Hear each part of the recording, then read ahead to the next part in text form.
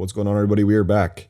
Game 8 in the books. Celtics come away here with their first in-season tournament win in franchise history. I'm not sure that really means anything. We'll say it does. The final score was 121 to 107. Let's get this done in pretty easy fashion. My favorite takeaway from this game was the assist total. Celtics rack up 29 assists tonight. It's not an incredible amount, but it's the second highest total in the season. If you guys have been listening to the last few episodes, you know I've been harping on the ball movement along with the amount/quality of threes this team has been generating. The Celtics come away tonight shooting 36% on 52 threes. 52 may sound like a lot, but I felt the majority of those were good looks. It felt like they took less off the high ball screen or just coming down the court in one pass to the corner. The team worked for the threes, generating looks from the inside out, driving kicks, swinging the ball around the perimeter, crashing the offensive glass, shoveling the ball out to the three-point line. It felt like the team worked for the threes tonight. And I always think working for the shot, the momentum leading up to the shot, specifically the three, is super important. I thought the team did a great job of generating great looks tonight. I'm going to start with the bench because at times I've been harsh on them, and then in other moments I just haven't even acknowledged them. But they deserve the praise tonight, so let's start with them. Hauser, man, 5 for 10. From 3. He was an absolute flamethrower. He has been a flamethrower this whole month. I think he's up to 54% on the month. His confidence is back. He has fit into his role seamlessly this month.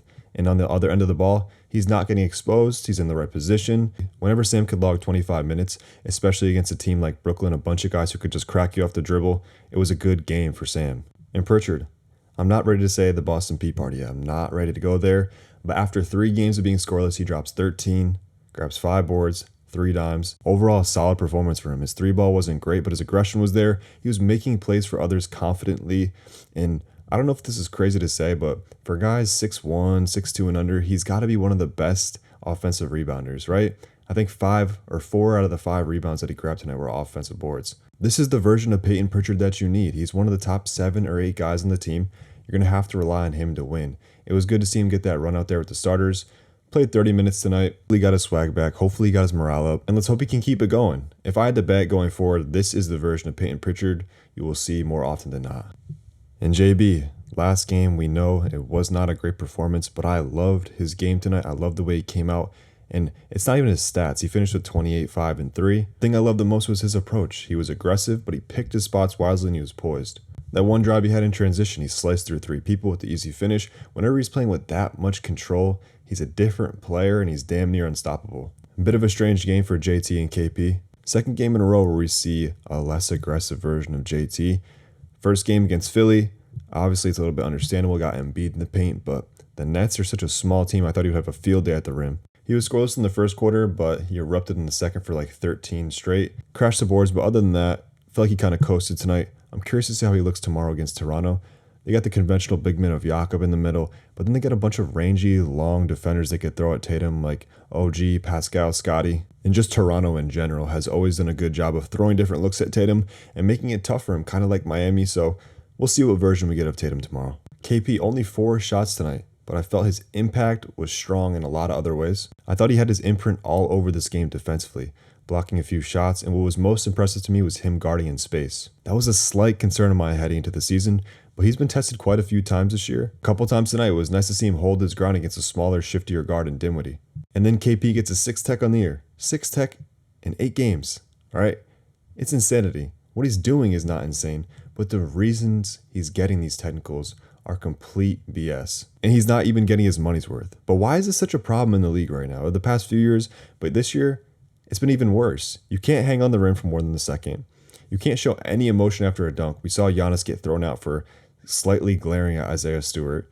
You can't pump your chest up, can't look at the ref the wrong way, can't do anything without getting teed up anymore. I mean, isn't that the reason we all fell in love with sports? It's the passion, it's the emotion behind the game. I don't know what the NBA is trying to do here, trying to make the players into robots. I'm not sure how this makes the product any better. They're not out there being disrespectful, they're showing passion for the game. Imagine LeBron dunking, straight face, no emotion. Steph Curry hitting a 3, straight face, no emotion.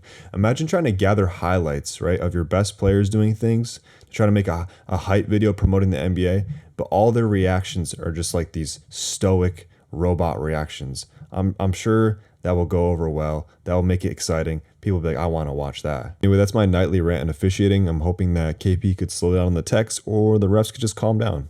Either one. Let's talk about Drew real quick. I love Drew's game. I thought he was everywhere tonight. There's just one play in particular that really stood out to me. It was on the defensive end. It really just sums up what Drew could do, not only as a perimeter defender, but a post defender as well. Mikal was on the block trying to post Drew up. And by the time that Mikal realized the post up wasn't going to work, Drew had pushed him all the way to free throw line extended. I don't even think Mikal realized. I feel like he looked like he's like, oh yeah, I'm getting somewhere. I'm getting somewhere. He looked up. Nope. He was free throw line extended. He just gave up the ball. But yeah, overall, a really solid game from Drew. It was really nice to see him on ball more in that first quarter. Ended up with 9 assists, 1 assist shy of a triple-double. He had some great lefty finishes around the rim. Hit some timely 3 balls. Tonight was just one of those nights. It's surreal to have him in a Celtics uniform. And now let's do some quick hits. First, let's hit on the in-season tournament floor. How do you guys feel about it? How do you feel about that green? That green to me, it reminds me a little bit of Milwaukee Buck green.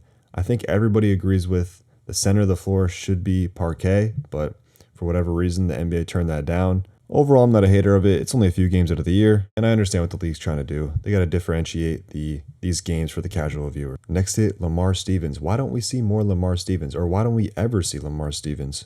I'll keep beating this Lamar Stevens drum. He played minutes. He played significant minutes at moments for a solid Cleveland Cavaliers team. And with the 8th and 9th man minutes being a little shaky, O'Shea bring your energy, but not a lot of offense. Why don't you just try this guy? Try Lamar. I think he's serviceable enough that once he gets in there, he's not really going to leave the rotation. And I'm going to talk about Brooklyn real quick. If there's any Brooklyn fans, I like your input. I love your input. Comment down below. For the roster you have, I love the way you guys play, the space, the pace, the raw scoring talent you have. But what are the plans going forward? What are the plans for the future? But I feel like you guys have some redundancy at multiple positions. What do you guys want to do? Do you want to just play it out? Do you want to make a trade to be more competitive right now? And I think my main question is, who do you guys want to keep going forward? Like, who are the guys you see on this roster 3-4 years down the line? I don't think you guys are in a bad position at all. I think you're just kind of in a middle ground. But like I said, just comment down below. Let me know what you guys would do. I'm going to wrap it up right there. If you enjoyed what I'm doing, like, comment, subscribe. If not, it is no big deal. I'm here after every single Celtics game. And you'll hear from me again today. You're that lucky. Got back-to-back Toronto 11-11. Peace.